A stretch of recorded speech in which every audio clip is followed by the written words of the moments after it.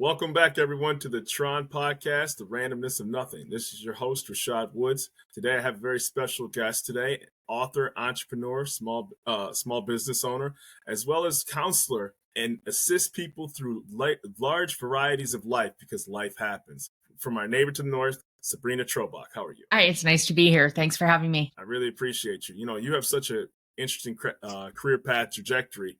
You've worked in schools, which eventually led you to holistic work, as well as helping people through anxiety, stages of life, because ultimately we realize sometimes that we're actually having self-destructive habits and we don't even know it.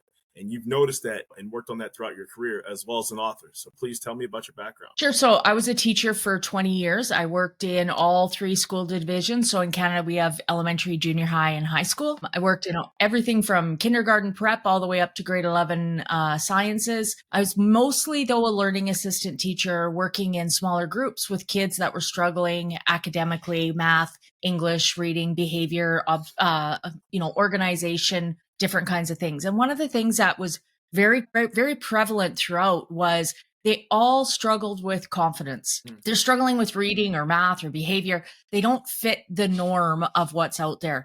And so their confidence can be impacted pretty significantly. Towards the end of my teaching career, I decided to go into counseling to see if I could help more at that kind of confidence level.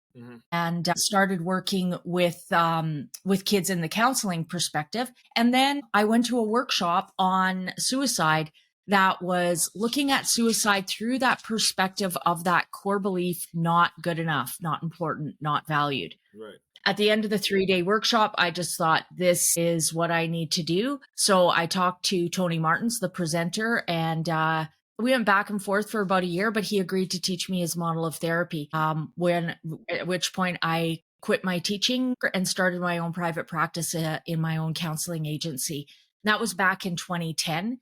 And within 6 months, I had a waiting list. I've had a waiting list ever since, sometimes up to, 2-year waiting list. So I hate having to turn people away. Yeah. So I decided to write a book to be able to provide a resource for people who can't access counseling for whatever reason. So my question is since you have such a big waiting list, are there other people who work with you, other registered counselors, or is you just a solo practice? Well, I've been through both. So when I started up, I was solo, but my waiting list definitely said I could use more counselors. So I had a staff with me for a while, but my passion is working with clients. Yeah. When you have a staff, you have to spend more time managing staff's clients. And it just wasn't the same. It wasn't as fulfilling for me. And I'm 57. I thought, you know what? I'm going to do what I want to do. Yeah. So after COVID, I went back to my own private practice it's just little old me now, for sure. For sure. Here's, because I think, and maybe this, my wife's Canadian, so I kind of have a little bit of Canadian connection, but not West Coast Canadian, right?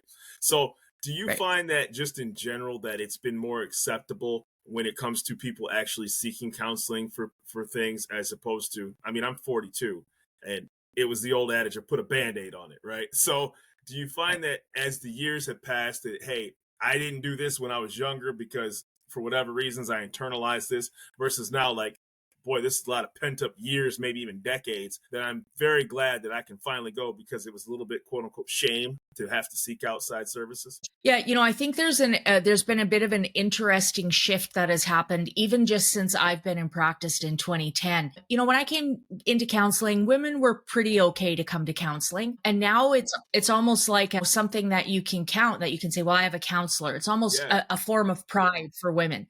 For men, for men, there's been a bit of a different shift. When I first started my practice, I didn't see hardly any men. I was lucky if I had maybe 20% men in my counseling. Of course. And of those 20%, they were usually being drug in by their wife. They wouldn't park in front of my building. They'd park a couple blocks away because they didn't want to be seen. Right. They wouldn't sit in my waiting room. I'd have to text them and say, oh, you can come in. And they'd come up through the back door with their hoodies on. Yeah. But usually within about 2 or 3 sessions, they were like, give me your card. I got to tell all my buddies about this. Right. So it's that stigma that they had to break through. Correct. Once they broke through it, they realized, wow, this is amazing. Absolutely. Now in my practice, I'm pretty much 50-50 men and women. And I present workshops for my community. I do free workshops for my community. When I first started, I was lucky if I'd get 1 or 2 men there. Right. Now, again, we're up to probably anywhere from 35 to 60% of the people that come to my workshops are men as well. So we're seeing a real shift where men are going, okay, I don't want to just be the workhorse. I got stuff. I need to figure things out. I don't feel content. I'm not happy. I want to work on me. So I think that's a great shift for sure. Right. And it's, because typically, obviously me being a guy, I think the thing about it is too, is like, hey, I'm just going to work out. Hey, I'll just cut the grass. Right. Or more, or for lack of a better term, use clean language. I'm just going to STF you. Right. I'm just going to shut down and just sit, and everything eventually will be okay. And I'm transitioning when I say this because I think in your field, you've probably seen a correlation from people who shut down to what could be criminal or destructive behavior, right? There's a very thin line between, people who have anxiety and versus somebody who's in jail or did something very violent towards a spouse or their loved ones or a total stranger for that matter. Did you see correlations in that throughout your field of work? I think everyone who pushes emotion down, which is all of us, has unhealthy coping strategies. That's what an unhealthy coping strategy is it's used to shut down our emotions. So if it's done to the extreme, it's more unhealthy. So even like you said, mowing the lawn and, I can keep myself busy and work all the time. And then I'm not spending any time with my family. I'm not connecting. I feel taken advantage of. No one appreciates all that I'm doing, but I'm kind of doing it to myself. But when I'm doing those things, I don't have to feel my emotion. Right. So we see that with things like alcohol, drugs, anger, domestic violence as well, right? Absolutely. Where it just intensifies. But all of that is really about I'm hurting and I don't know how to deal with it. Right. And so I just push it down, push it down, push it down, push it down till it gets to the point that I can't cope anymore. And then I kind of explode, anger, or implode, go out and get really drunk, use a bunch of drugs, watch a bunch of pornography, right. Gamble, whatever it is, kind of pushes everything back down. I feel okay again. Right. But then that cycle starts again because we haven't really dealt with any emotion. Exactly. And in fact, we've added more because after we do those things, we feel shame, guilt, regret, betrayal, disconnected, all those other emotions as well. Right. And I thought what was interesting was when I was listening to one of your episodes, was you were talking about it could be something as simple as reading a book. And you're like, we're reading a book. What are you talking about? And then you're like, well, if you're staying up till 4:00 in the morning and then you become immersed in the characters, right? And it's almost like that Twilight Zone episode where Burgess Meredith got stuck in the bank, right? And then, the apocalypse happened, and he's the teller, but all that mattered was the books around him, right? And we all have seen how that ended, where his glasses broke at the end. But I was reading a book, what was she talking about? And then I was like, oh my goodness, it didn't even occur to me, right? Yeah. A lot of people focus on the strategy and say, oh, that's unhealthy, that's healthy. It's not true. It's how you use it. Exercise. If I'm working out for, hour, couple hours, several days a week, probably a healthy coping strategy. Yeah. But if I'm exercising all the time, I'm depleting my calories, I'm choosing exercise over my family, then it's unhealthy. Right. So we need to look past the actual coping strategy and look at how am I using it? Is it helping me? Is it making me more productive in my life, feel more content, help me sort through and deal with my emotions? Then it's probably a healthy coping strategy. If I'm using it to escape and avoid emotions, it's likely more unhealthy. That makes sense. Healthy coping strategies give us a break, but it's not an escape. Do you tell people then to start putting time limits on the amount of time that they spend on a certain activity to give a break? Is that how when you break down a session with people? That it sounds logical, but no. If I told you to stop whatever it is, don't do it as much, would you listen to me? No. Probably not. Probably no. Right? So what we always go for it is at a deeper level. Okay. Why? Why did you spend 4 hours gambling last night online when you haven't gambled in 3 weeks? Okay. What's going on? That makes sense. Let's use this as a bit of a cue. Then what we do is we go through and look at what's the last week been like? Tell me all the things that have happened in the last week. And so they say, well, my furnace broke down. It's going to cost me $7,000 to get it fixed. Yep. My child's report card came back and she's really struggling and I don't know what to do to help her. Right. Our dog got out of the yard and I have to fix the fence.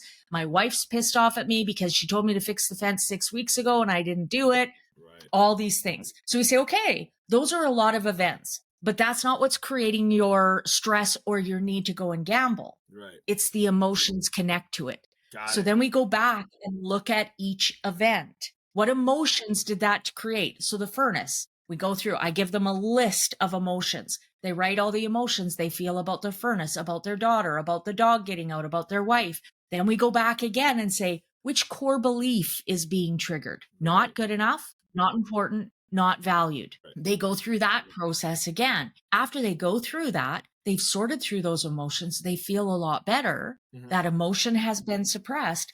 Now they're not going to be spending 4 hours gambling. So we use those things as cues to help us figure out what's going on rather than just whack the behavior. So it's not just good enough to say, well, you spent 5 hours on this week. We're going to decrease it to 2 hours and then make sure that you feel better, so to speak, because that's, that makes a lot of sense too, because until you actually get to the root cause of what's causing you to feel that way, reducing the activity level itself is not really going to actually get to what could solve something for somebody. Right. The behavior is just the symptom. We have to figure out what's feeding that behavior. One of the things this model of therapy says is everything we do for a reason. If I can understand the reason, then I can change the behavior. But if I don't understand the reason, the chance of long-term change is going to be very limited. Got it. So you obviously you worked with kids when you started in school, and you worked yourself all the way up to looks like the vice principal level. Did you see people who had characteristics and behaviors as young children that carried over to adulthood? I'm not obviously I'm not looking to spread anybody's information, but did you see, hey, I have a feeling this is what, even if you weren't a counselor, you knew, like, this is what I'm likely going to see in the future with this person that kind of correlated to your current practices? For sure. Parents normalize behavior. And so if I have a parent who is, drinking, not even in excess, but let's say drinking, I don't know, 2 to 6 or 8 beer a night, there's a really high chance that their children are going to use alcohol as a way to kind of numb, to feel better, to de-stress, because that's likely what the parents said a lot, right? So now in junior high, they're starting to drink. Am I surprised? No, not at all, right? Chances that if that becomes a normal practice of behavior, they're using alcohol to suppress emotion, they're going to continue to use that. Correct. And so when they're 20, 30, 40, that pattern of behavior continues. For sure. Right? We go to what we know. If it works, I ain't going to change it. Why bother? There's no point. I'm just going to keep using that same behavior. Absolutely. If for whatever reason it doesn't work, I drink alcohol and it makes me really physically ill, then I'm not going to use it. But I'm still thinking, but I got to find something else to numb this. So maybe it's marijuana. Right? Maybe it's gambling. Maybe it's porn. Maybe it's busyness. Right? It's going to be something to numb. So as parents, it's vital that we're teaching our children how to feel their emotions so they don't have to suppress them. Absolutely. But the only way parents can do that is they have to be able to feel their own emotions. Well, it's funny too, because, when you have kids, it's like, how do you stay close but give them distance to grow, right? So, it's like that car ride, hey, how was your day going? How was school the other day? Good. And then there's that awkward silence for like 20 seconds but you didn't ask the proper question in your mind and say, what did you do yesterday, as opposed to how was yesterday? And so and I had to figure that out as a parent, because, or like even something silly to open it up, I would just be like, hey, you look really nice today, and then you can see like the smile, like on the side of the face, because I have 3 daughters, right? And it's like, okay, I can't just ask this generic good yes or no. Like the yes or no question doesn't work. Right. Yeah, exactly. More open-ended questions. But again, that's something that has to be learned and taught for parents, but then also learned and taught for kids as well. Right. Sure. So if I even say to my child, tell me your best thing about the day, they can still say, well, I don't know. I mean, that's a go-to, right? And so it's even learning, how do I challenge that I don't know? Yeah. So even saying something like, well, okay, maybe you don't know for sure, but what do you think it might be? Absolutely. Give me 2 or 3 of your favorite things from the day. That's easier than one. Right. One is like this pressure that I got to nail it and get it right the first time. For sure. 2 or 3, I can do that, no problem. Exactly. Right? So just learning those little tricks to help figure out what works with your child is really, really, really important. Right. And so also too, what helped me, and just to pivot slightly, one of my daughters plays violin, and it was like, okay, I'm going to pivot towards this conversation because I know that you enjoy doing that, and I have a better likelihood of an open-ended conversation as opposed to just, hey, how was yesterday? Right. So those little things help, when you tailor it towards something that somebody enjoys a little. Well, and I think as parents, that's really, really important, because what often happens is our children end up catering to our needs, what's important for us, what we enjoy, what we think is right, what we think they should do. Right. How are they building their identity when they're constantly just trying to please us, right? When I deal with adults, a lot of my clients say, I don't even know who I am. A lot of my clients actually say, I lost who I was. Right. And I say, I disagree. I don't think you lost yourself, because I don't think you ever found it. Oh, wow. You spend your whole life trying to please your mom, please your dad, please your teachers, please your coach, please your siblings, please your friends. You never actually took time and figured out, what do I want? What do I want to be? What do I want to do? So it's important as parents that we're doing that. We're really focusing on, what do you want? What do you need? Right? What's important to you? Doesn't matter what I think. What do you think? Right? But then you got to find boundaries, because then we go to the other side where they just have free for all. They're allowed to run wild. Exactly. So we still need boundaries in there of, no, you need to clean your room, set the table, all those kind of chores. No, you can't stay out until 4:00 in the morning. Right? Yeah. But also developing those boundaries. That's a tough balance to create, for sure. Of course. I thought what was interesting too, and I never thought about this, was when you said that procrastination is a sign of anxiety. And I think people sometimes correlate procrastination with laziness, but I didn't think that it was actually, to correlate a little bit to your book, not good enough. And the reasons why people don't start things or put things off is actually due to their, anxiety level that they're actually exhibiting. Right. And, another symptom of anxiety is laziness. Okay.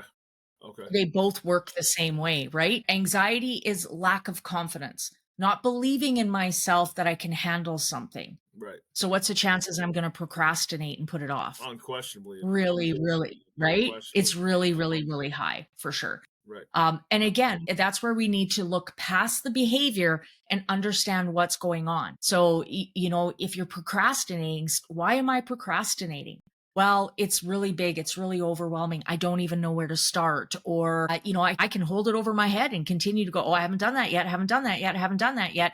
I get to reinforce that core belief, not good enough, not important, not valued. So we need to look at why we're doing what we're doing. Once we do that, then we can figure out strategies, put a plan in place to challenge those things. Then we can move through that behavior. Got it. Laziness was a big one I saw in the schools when I was working in junior high. By the time kids got to junior high, they were already defeated. Oh. The kids that were struggling academically, right? They're already reading 2-3 levels below grade.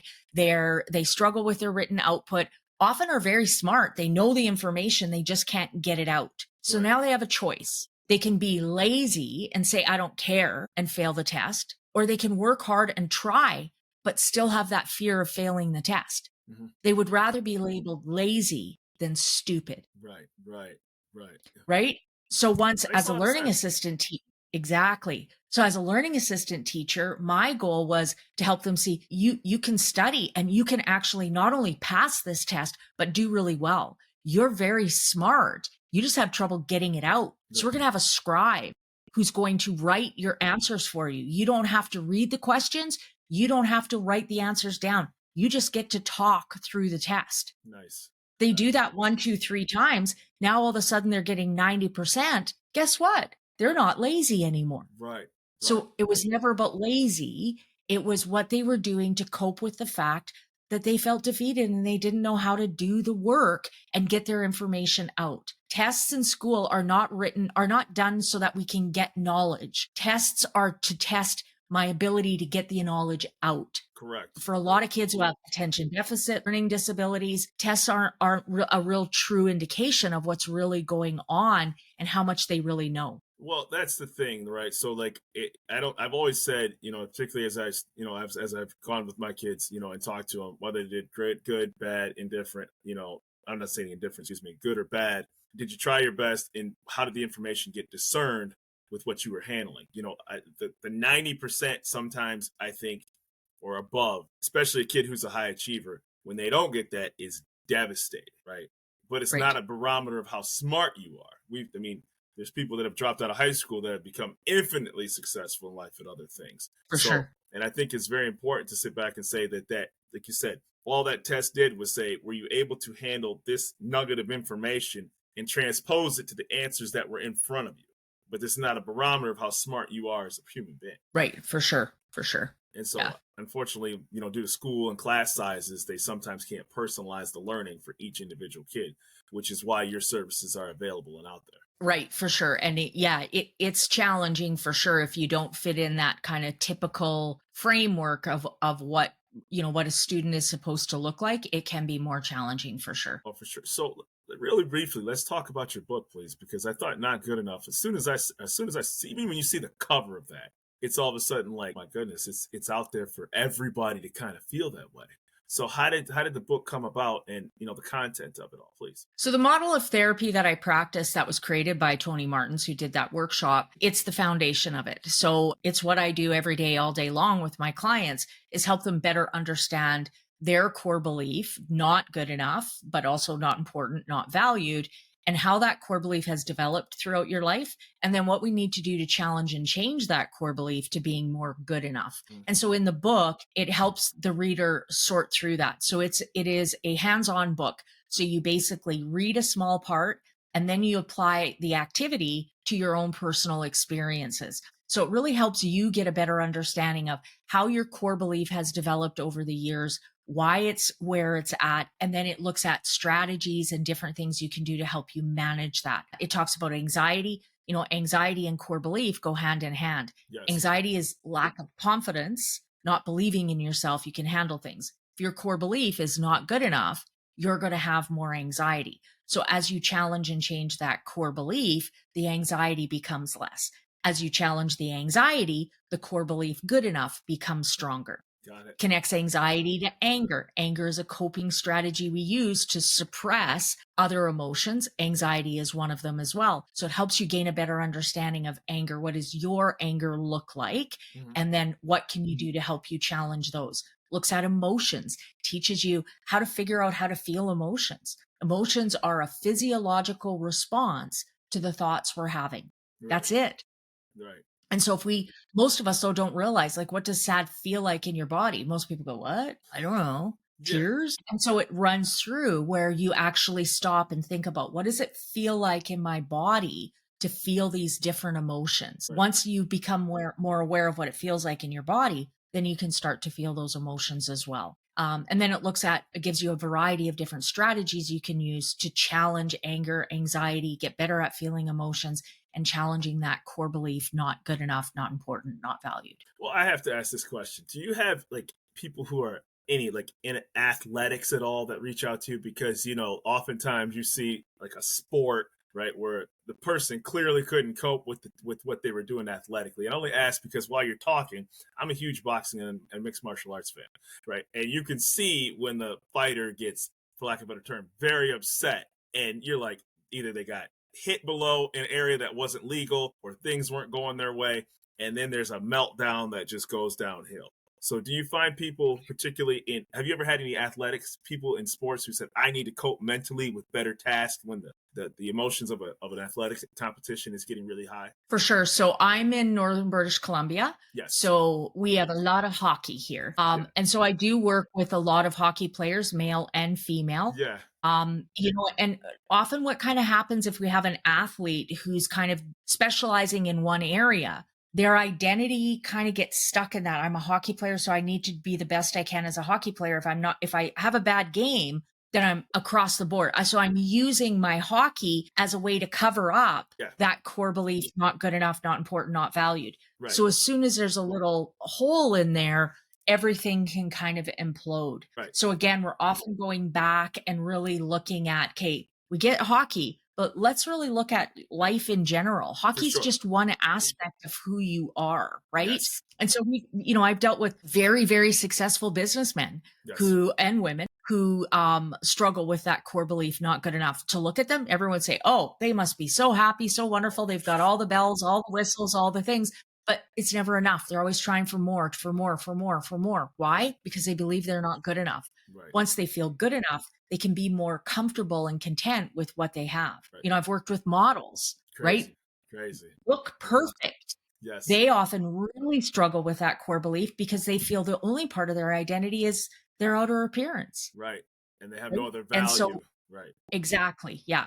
Yeah. That's amazing. Because, sometimes when you hear, somebody, had a successful or perceived to be very successful, has an I don't want to say insecurity, but has anxiety or something like that, people kind of roll their eyes. Like there's a group of people out there say, well, if I was in your position or your shoes, I wouldn't be insecure about anything. Right. And you're like, that's not a correlation of what that person truly could be going through. Right. I think anyone can say that about anyone else, but until you're actually in their shoes, you don't know what they went through, what their experiences are. Even people who didn't experience a lot of trauma, we were not taught how to feel our emotions. Mm-hmm. If I'm holding all my emotions in for years and years, for decades, it is going to have an impact on my belief in my ability to handle little things. Yes.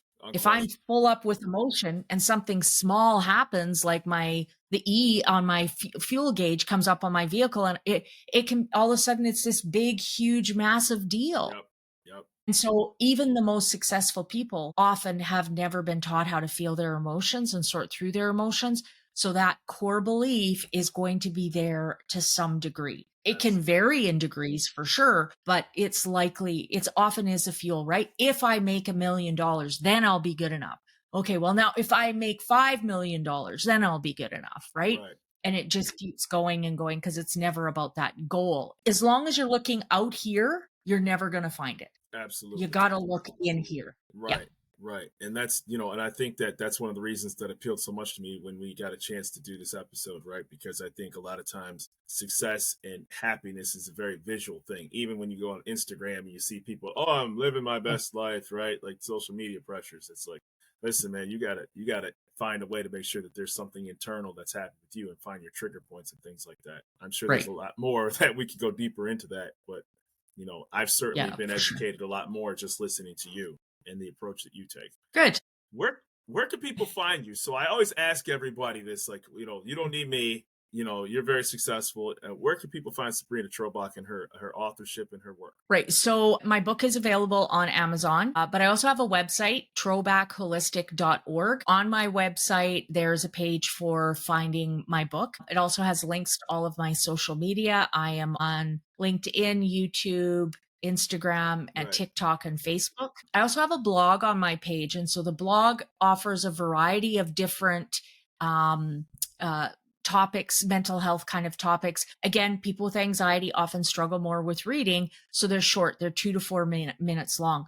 That was one of the challenges in writing the book is how do I write a book for people who don't like to read? Right. So the book is written in a larger font. It's written at about a grade 6-7 reading level. So it doesn't have a ton of big words, and it's broken up into very small sections. It's got lots of diagrams, lots of charts to help break it up so you don't have to read as much on there as well. So I have a blog that does that as well. And then on my website, I also have a page that has the podcast interviews that I've done as well. Well, that's fantastic. Well, I can tell you that I'm absolutely humbled that you carved out a little bit of time, particularly since you're on a different time zone and you made some early time available. And I wish nothing but the best of your continued success. And more importantly, thank you for all the lives you have impacted. Thanks for having me. It was nice chatting with you today. It's been an absolute pleasure. Thank you so much for being on the T.R.O.N podcast.